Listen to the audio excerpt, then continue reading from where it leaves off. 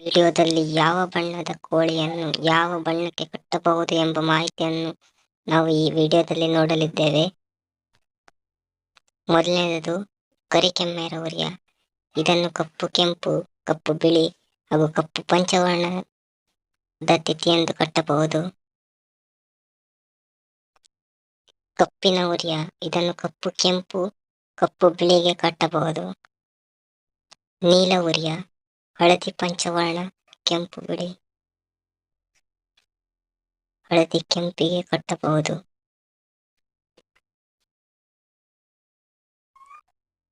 ಬಿಳಿ ಕಬಾರ.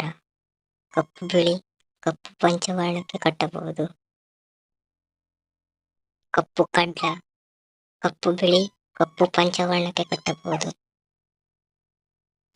ಕೆಂಪು ಕಡ್ಲ. ಕಪ್ಪು ಪಂಚವರ್ಣ, ಕಪ್ಪು ಕೆಂಪಿಗೆ ಕಟ್ಟಬಹುದು. ಹಳದಿ ಕಡ್ಲ. ಹಳದಿ ಕೆಂಪು, ಕೆಂಪು ಬಿಳಿ, ಹಳದಿ ಪಂಚವರ್ಣಕ್ಕೆ ಕಟ್ಟಬಹುದು.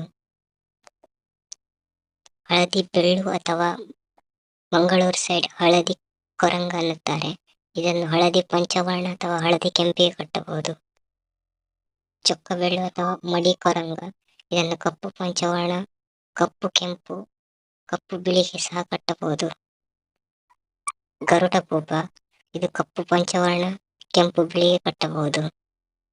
ಬೂದಿ ಕಾವ. ಕಪ್ಪು ಪಂಚವರ್ಣ, ಕಪ್ಪು ಕೆಂಪಿಗೆ ಕಟ್ಟಬಹುದು. ನೀಲ. ಕೆಂಪು ಬಿಳಿ, ಹಳದಿ ಕೆಂಪಿಗೆ ಕಟ್ಟಬಹುದು. ಪಂಚಣಿ. ಹಳದಿ ಪಂಚವರ್ಣ ಹಾಗೂ ಕೆಂಪು ಬಿಳಿಗೆ ಕಟ್ಟಬಹುದು.